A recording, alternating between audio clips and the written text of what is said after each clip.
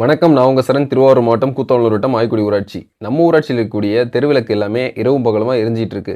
என்னடா அவன் தெருவிளக்கை பற்றியே பேசிக்கிட்டு இருக்கான், அவனுக்கு ஒரு வேலையே இல்லை அப்படின்னு நீங்கள் நினைக்கலாம். ஆனால் தெருவிளக்குன்றது நம்ம அத்தியாவசிய தேவைகளில் முக்கியமாக சொல்லப்படுற ஒன்று. அந்த தெருவிளக்குலேயே இவ்வளோ பிரச்சனை இருக்குன்னா அந்த பிரச்சனையை நம்ம பார்த்து தான் ஆகணும்.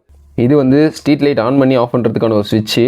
இன்னைக்கு காலையில் இதை ஆஃப் பண்ணி பார்க்கலாம் அப்படின்னு சொல்லி நான் ஆஃப் பண்ணலான்னு ட்ரை பண்ணேன். இது ட்ரிப் ஆகிட்டே இருக்குது, மறுபடியும் ஆஃப் ஆகுது. லைட்டு எரிஞ்சபடியே தான் இருக்குது. இந்த மாதிரி இரவும் பகலுமா எரியும் போது ஒரு லைட்டோட லைஃப் டைம் பாதியாக குறையுது. ஃபார் எக்ஸாம்பிள், ஒரு 30 நாள் எரிய வேண்டிய லைட்டு 15 நாள் தான் எரியும்.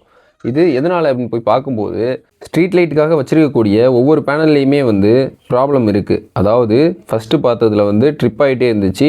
இது எர்த் அடிக்குது அப்படின்னு சொல்லி இதை தொடுறதுக்கு எல்லாருமே பயப்படுறாங்க. ஒரு அத்தியாவசிய தேவையான தெருவிளக்கு, அதுலேயே இவ்வளோ பிரச்சனை இருக்குது. இவ்வளோ பிரச்சனையும் நம்ம சரி செஞ்சிட்ருக்கோம், சரி செய்வோம். அது மட்டும் இல்லாமல் இந்த கவர்மெண்ட் காசு தானே, எரிஞ்சிட்டு போகுது அப்படின்ற எண்ணத்தெல்லாம் விட்டுட்டு, கவர்மெண்ட் காசுன்றது நம்ம காசு, நம்ம வரியாக கட்டக்கூடிய காசு, நமக்கு உரிமை உள்ள காசு.